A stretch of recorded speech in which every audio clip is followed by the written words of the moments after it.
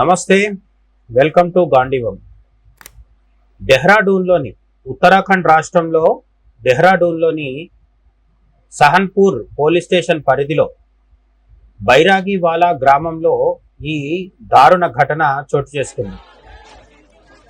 Main stream media అలాగే పర్టికులర్గా మన తెలుగు మీడియా దీని గురించి పెద్దగా ఎక్కడ చెప్పట్లేదు. మామూలుగా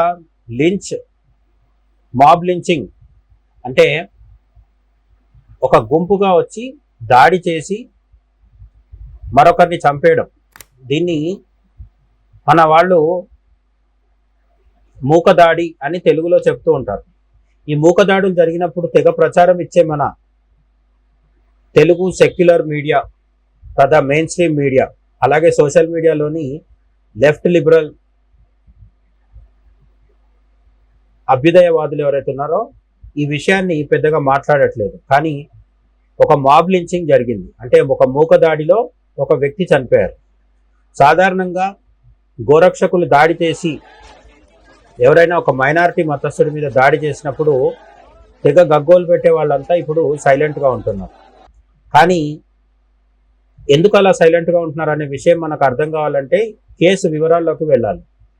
ఈ కేసు జరిగింది బీజేపీ పాలిత రాష్ట్రమైన ఉత్తరాఖండ్లోని డెహ్రాడూన్లో సహన్పూర్ పోలీస్ స్టేషన్ పరిధిలోని బైరాగివాలా అనే ఒక గ్రామంలో ఈ దారుణ ఘటన చోటు చేసుకుంది. బీజేపీ కార్యకర్త వినోద్ కశ్యప్ను ఒక మతానికి చెందిన గుంపు అత్యంత పాశవికంగా దాడి చేసి హత్య చేసింది. ఒక మతం అంటున్నామంటే అది ఏ మతమో మీకు ఇప్పటికే అర్థమై ఉంటుంది. ఈ హత్యతో స్థానికంగా తీవ్రమైన మతపరమైన ఉద్రిక్తతలు చెలరేగాయి. నిందితులు వినోద్ కశ్యప్ను పదునైన ఆయుధాలు అలాగే సుత్తెలతో దాడి చేసి గాయపరిచి హత్య చేశారని చెప్పి ప్రాథమిక దర్యాప్తులో తేలింది. ఈ ఘటనలో వినోద్ కశ్యప్తో పాటు మరో ముగ్గురు తీవ్రంగా గాయపడ్డారు. ఈ హత్యకు ప్రధాన కారణం డబ్బు లావాదేవీలకు సంబంధించిన గొడవ అని ప్రాథమికంగా తెలిసినా అది మతపరమైన కోణంలోకి మళ్లిందని స్థానికులు ఆరోపిస్తున్నారు. ఈ ఘటనలో ఇంతియాజ్, రజాక్ అనే వ్యక్తుల ప్రమేయం ఉందని బాధితుడి కుటుంబ సభ్యులు పేర్కొంటున్నారు. నిందితులకు కఠిన శిక్ష పడాలని మృతుడి కుటుంబ సభ్యులు, హిందూ సంఘాల కార్యకర్తలు ఆందోళన చేపట్టారు. నిందితులను ఎన్కౌంటర్ చేసే వరకు మృతదేహాన్ని ఇక్కడ నుండి తీసుకెళ్లనివ్వం అని మృతుడి తండ్రి భగవత్ పట్టుబట్టారు. హిందూ యువకుడిని గుంపుగా వచ్చి హత్య చేయడం సమాజంలో శాంతి భద్రతలకు సవాలుగా మారింది. ఈ హత్యకు నిరసనగా స్థానికులు భారీ సంఖ్యలో గుమిగూడి ఆందోళనలు చేశారు. ఉద్రిక్తతలు పెరగడంతో డెహ్రాడూన్లో ఇంటర్నెట్ సేవలను అధికారులు నిలిపివేశారు. నిందితుల ఇళ్లపై ఆగ్రహించిన గుంపులు దాడి చేసి నిప్పుపెట్టినట్లు కూడా వార్తలు వస్తున్నాయి. ముఖ్యమంత్రి పుష్కర్ సింగ్ ధామీ ఘటనపై స్పందిస్తూ దోషులపై కఠిన చర్యలు తీసుకుంటామని హెచ్చరించారు. చట్టాన్ని ఎవరూ తమ చేతుల్లోకి తీసుకోవద్దని, శాంతిని కాపాడాలని ఆయన పిలుపునిచ్చారు. ఘటన జరిగిన ప్రదేశంలో భారీగా పోలీసు బలగాలను కూడా మోహరించారు.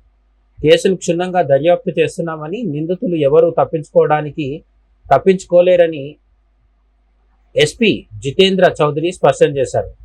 నిందితులకు ఆశ్రయం కల్పించే ప్రయత్నం చేసిన వారిని కూడా వదిలిపెట్టే ప్రసక్తి లేదని యంత్రాంగం చెబుతోంది.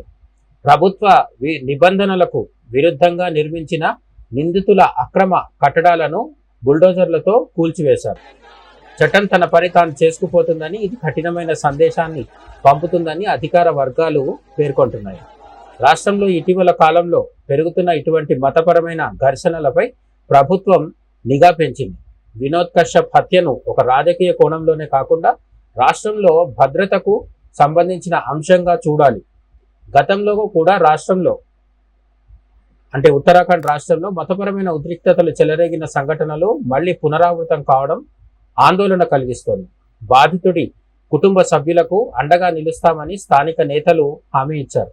ఘటన జరిగిన ప్రాంతంలో సీసీటీవీ ఫుటేజీలను పరిశీలిస్తూ నిందితులను పట్టుకునేందుకు పోలీసు బృందాలు గాలిస్తున్నాయి. మత ఉన్మాదంతో జరిగిన ఈ హత్య ప్రజాస్వామ్య వ్యవస్థలో చీకటి అధ్యాయం. విద్వేషపూరిత చర్యలకు పాల్పడే వారిని ఎట్టి పరిస్థితుల్లోనూ సహించేది లేదని కఠిన సందేశం పంపాల్సిన అవసరం అయితే ఖచ్చితంగా ఉంది.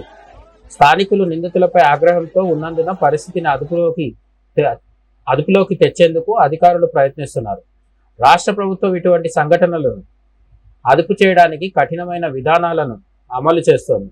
ప్రజల ప్రాణాలకు రక్షణ కల్పించడంలో ప్రభుత్వం మరింత అప్రమత్తంగా ఉండాలని, తప్పు చేసిన వారెవరైనా సరే శిక్ష పడాలని పౌర సమాజం డిమాండ్ చేస్తోంది. సో జరిగిన నేరం, అలాగే చోటు చేసుకున్న విషాదం, మొత్తం మీద ఈ సంఘటన ఏంటో మనకి ఇప్పుడు అర్థమైంది. ఉత్తరాఖండ్లోని ఒక గ్రామంలో బీజేపీకి చెందిన నాయకుడిని ఇస్లాం మతానికి చెందిన వాళ్ళు ఒక గుంపుగా వచ్చి చంపడం జరిగింది. అయితే దీనికి కారణం నేరుగా మతం కాదు. మత విద్వేషంతో ఒకరితో ఒకరు చనిపోయారని ఇక్కడ ఎవరు చెప్పట్లేదు. కానీ డబ్బు లావాదేవీలకు సంబంధించిన విషయంలో హత్య జరిగినట్టుగా ప్రాథమికంగా పోలీసులు అనుమానిస్తున్నారు. ఇంకా వివరాలు బయటికి రావాల్సి వచ్చింది. ముందు అన్ని విషయాలు తెలుస్తాయి. అయితే ఈ సంఘటన ఉత్తరాఖండ్లో పెద్ద కాంట్రవర్సీగా మారి శాంతి భద్రతల సమస్యకు దారితీసి పోలీసులు మోహరించాల్సిన అవసరం వచ్చింది. ఇరు మతాల మధ్య ఘర్షణగా కూడా మారే పరిస్థితి వచ్చింది. ఇంత జరుగుతున్నా కూడా మన జాతీయ మీడియా కావచ్చు, అలాగే మన తెలుగు మీడియా లాంటి ప్రాంతీయ మీడియాలు కావచ్చు, ఇది ఏమి చెప్పట్లేదు. దీనికి విరుద్ధంగా ఏ గో సంరక్షకుల చేతిలోనో ఒక ముస్లిం గాయపడినా లేదంటే హత్యకి గురైన చాలా పెద్ద వార్తగా మారిపోయేది ఈ పాటికి. అలాగే అనేక మంది సెక్యులర్ యూట్యూబ్ ఇన్ఫ్లుయెన్సర్లు కూడా దీనిపైన నానా యాగి చేసేవారు. కానీ అవన్నీ జరగట్లేదు అన్నప్పుడు, ఎందుకు అనేది గమనించినప్పుడు మనకు జరిగింది బీజేపీ పాలిత రాష్ట్రంలో, చనిపోయింది బీజేపీ నాయకుడు, హత్య ఆరోపణలు ఎదుర్కొంటున్నది మైనార్టీ మతస్థులు. కాబట్టి ఇక్కడి దొంగలు అక్కడే గప్చుప్ అన్నట్టుగా మారిపోయింది పరిస్థితి. మీ కామెంట్స్ ఖచ్చితంగా వీడియో కింద కామెంట్ సెక్షన్లో చెప్పండి. మరో దేశానికి, ధర్మానికి ఉపయోగపడే వీడియోతో మళ్ళీ కలుద్దాం. జై హింద్.